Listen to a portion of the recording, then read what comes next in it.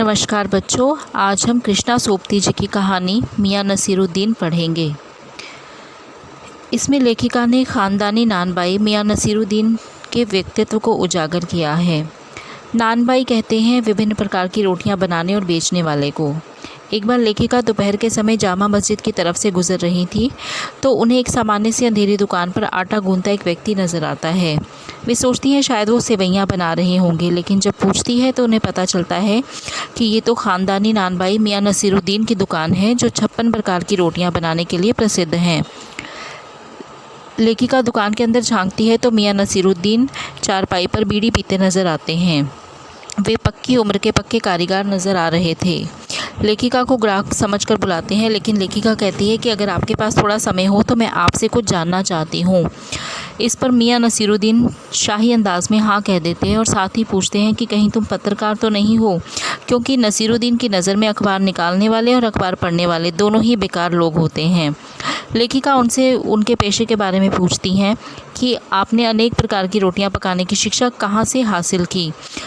तो मियाँ कहते हैं कि ये तो हमारा ख़ानदानी पेशा है जिसे मैंने अपने पिता से सीखा था और पिता की मृत्यु के बाद ये व्यवसाय संभाल लिया था। मेरे पिता मियाँ बरकत शाही नानबाई गड़ैया वाले के नाम से प्रसिद्ध थे और उनके दादा आला नानबाई मियाँ कल्लन के नाम से जाने जाते थे। जब लेखिका ने ये पूछा कि आपको अपने पिता या दादा की कोई शिक्षा याद है, तो इस सवाल के जवाब में वे लेखिका से ही सवाल कर देते हैं। वे कहते हैं कि जैसे एक शिक्षक बच्चे को अलिफ बे जीम पढ़ाना सिखाता है और दूसरा शिक्षक जो है दूसरी पढ़ाई में बच्चे को ये कह देता है कि विद्यालय में कच्ची पक्की या दूसरी कक्षा में ना बैठो, सीधे तीसरी कक्षा में बैठो, तो आप बताओ कि उन 2-3 कक्षाओं का क्या होगा, तीसरी में ही क्यों बिठाया गया। अब लेखिका को उनका ये अजीब सा सवाल समझ में नहीं आता है, तो इस पर नसीरुद्दीन उन्हें समझाते हैं। वे कहते हैं कि सबसे पहले हमने बर्तन धोना, भट्टी बनाना, भट्टी जलाना सीखा और बाद में नानबाई का काम हमने सीखा। लेखिका उनसे ये भी पूछती है कि आप ख़ानदानी नानबाई हैं, क्या यहाँ पर और भी नानबाई हैं। तो मियाँ बताते हैं कि हैं तो बहुत, लेकिन वो लोग ख़ानदानी नहीं हैं। एक बार बादशाह ने हमारे बुज़ुर्गों से पूछा था कि क्या वे कोई नई चीज़ खिला सकते हैं, तो बादशाह की आज्ञा से हमारे बुज़ुर्गों ने एक ऐसी चीज़ बनाई थी जो ना तो आग से पकी थी ना पानी से पकी थी। जब लेखिका कहती है कि ये कौन सी चीज़ थी, तो मियाँ ने सिर्फ इतना कहा, ये ना पूछे, क्योंकि ख़ानदानी नानबाई तो कुएँ में भी रोटी पका सकता है। इस पर लेखिका ने पूछा कि उनके बुज़ुर्गों ने शाही बावर्ची खाने में भी काम किया था। तो मियाँ कहते हैं कि ये बात तो पहले ही हो चुकी है। और फिर लेखिका उनसे पूछती है कि आपने कौन से बादशाह के यहाँ काम किया है, तो मियाँ नहीं बता पाते।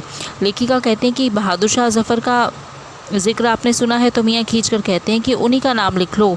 लेखिका को अपनी ओर टकटकी लगाकर देखते हुए वो कहते हैं कि अब तुम बहुत सवाल पूछ चुकी हो। अपने कारीगर को वे भट्टी सुलगाने के लिए कहते हैं। लेखिका उनसे उनके बेटे बेटियों के बारे में जानना चाहती थी, लेकिन कारीगर के बारे में पूछती है कि क्या ये लोग आपके शिष्य हैं। इस पर मियाँ बताते हैं कि इन्हें 2 रुपये मन आटे की और 4 रुपये मन मैदे की मजदूरी दे देते हैं। मियाँ अपनी भट्टी पर बाकरखानी, शीरमाल, ताफ्तान, बेसनी, खमीरी, रुमाली, गाव, दीदा, गाज़ेबान, तुनके आदि रोटियाँ बनाते हैं।